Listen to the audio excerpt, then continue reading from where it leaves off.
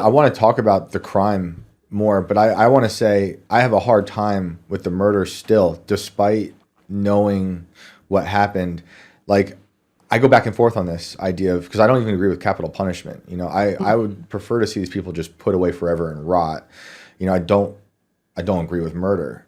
Even though I struggle with this when it comes to the abuse of kids, because like I wrote this story about, we went and captured some pedophiles in Ohio about a year ago, and that was all I saw was red in my brain. I just like, these people need to be taken care of. But morally, I have a very hard time with even accepting the idea of murder, and I'd want to put them away, remove them from society.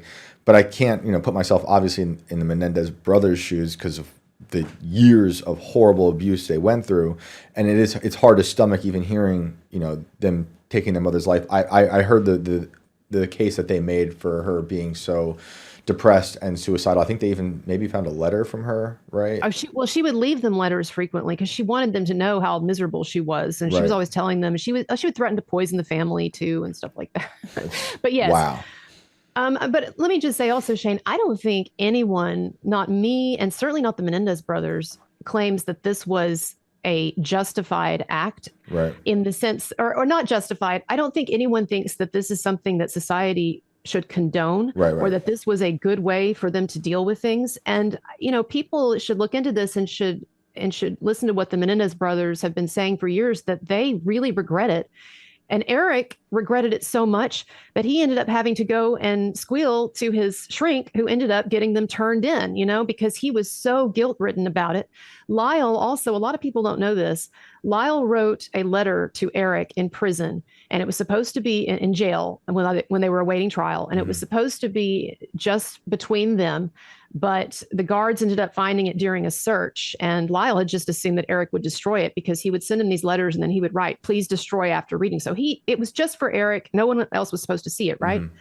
But in the letter, Lyle talks about how he is reluctant to expose the family's secrets because he feels so bad about ruining their parents' reputation.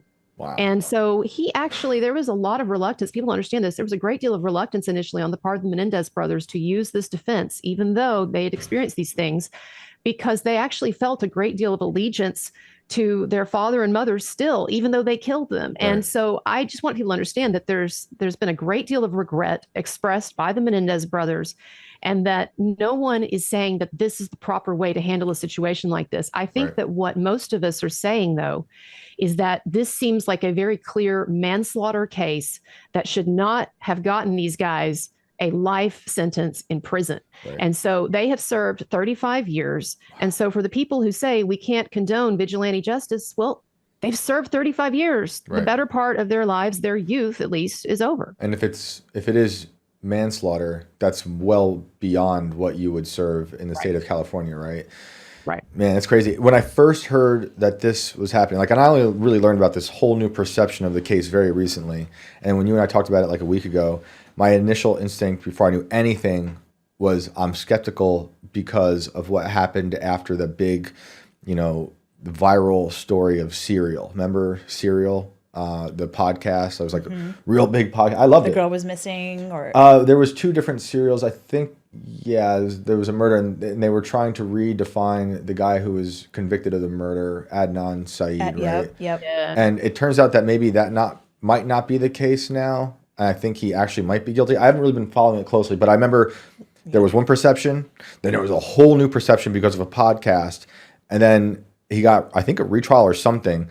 And then it's back to the initial, oh no, he's bad. And then I'm applying that, wrongfully to this case. But the more you look into this, it's like, oh no, there might actually be something here where it's not, what they were convicted for, and it might be manslaughter.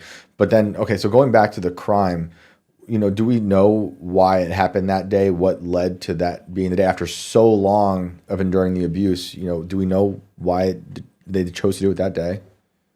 Well, the Menendez brothers claim, of course, we don't know, right? But the Menendez brothers claim that it happened because the sexual abuse had finally broken out into the open in their family, in the sense that it was something that Lyle, the older brother, found out that the younger brother was still being molested or raped by the father. He thought that it had ended. Wow. So when he found that out, he freaks out. He confronts the dad.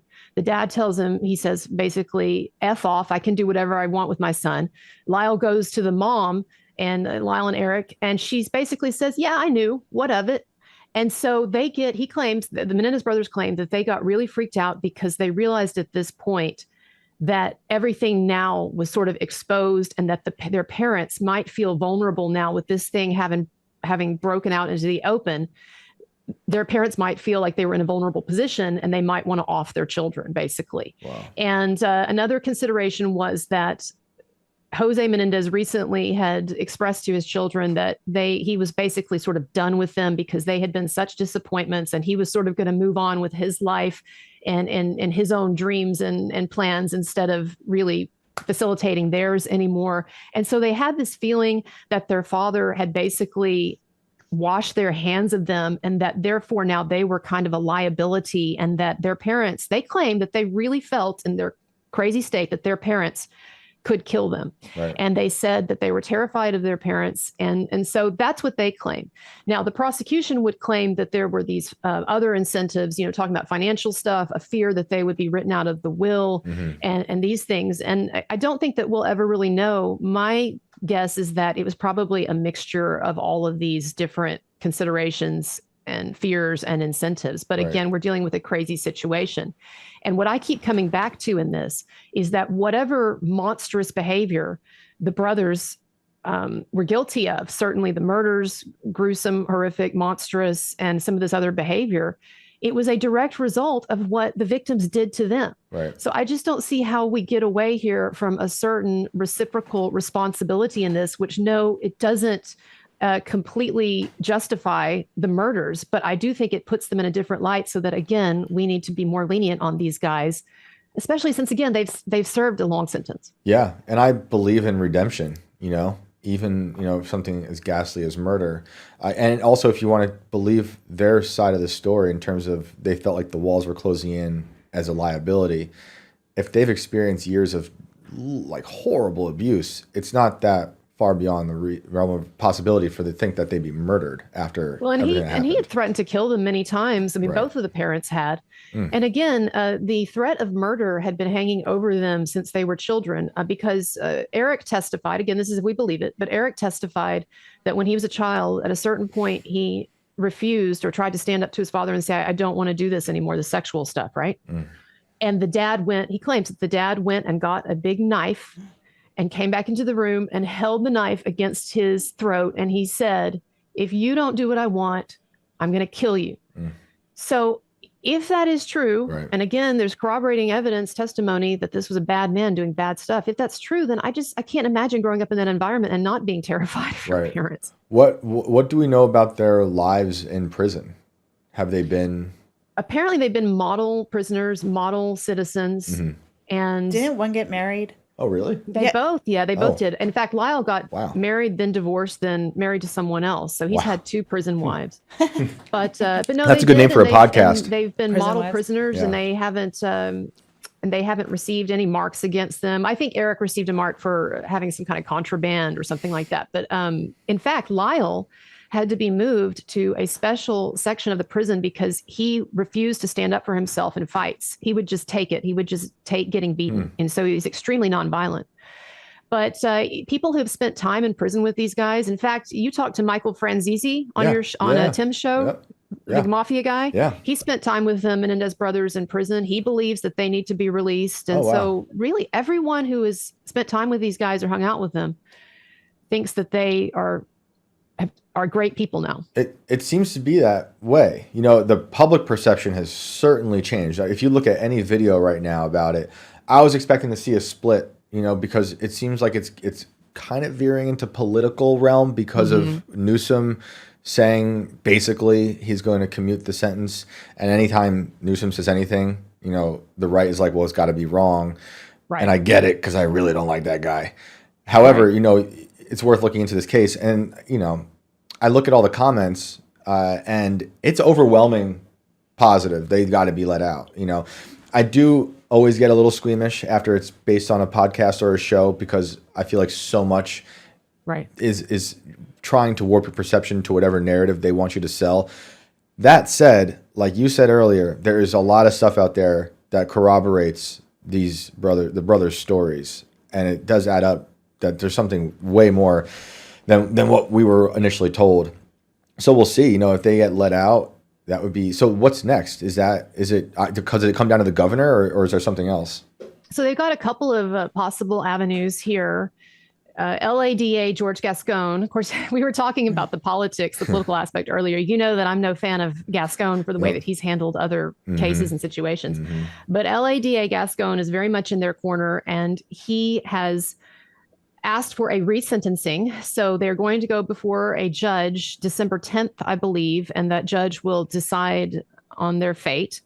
Now, there is some fear that when the new DA comes in, because Gascon is way behind in the polls and he's probably going to lose. So the new DA has voiced some concern over the recent shifts in Menendez policy. And so there is some concern that the new DA, when he comes in, he might revoke the resentencing request. But the DA has also, as you mentioned, petitioned the Governor Newsom, for clemency. And so those are two avenues by which they could hopefully, those of us who want them to come home, hopefully be home by the holidays. Wow, that'd be crazy. But all of this is still tenuous, right? I can't imagine being in the position of the Menendez brothers, and half of you is so hopeful and like, this is it, we're going to get out. But then half of you is also saying, no, come on, keep your expectations down. Anything could happen. And I think that's really the situation. Anything could happen. And forgive me if you said this already and I forgot, but are they in life? Do they have life in prison? Is that what they're up against? Or is Yes, it's life. Wow. And they are not eligible for parole. So it was life without parole. They barely escaped the death penalty, which at that time was the electric chair. Is that right? I'm not sure what it would have been. But they're in the same prison. They are now? They are now. They were separated for like 20 years, though. Oh. Wow. That is crazy. Yeah, it'll be interesting to see what happens. And if they let out, that's going to be crazy shift. Circus. Yeah. Yeah. Who's going to get that interview? They're going to end up on ABC, and that's going to be wild. That's how it goes down. Well, that'll be interesting to look forward to see what's going on with that. I imagine we'll probably know soon. It seems, if it's by Thanksgiving time.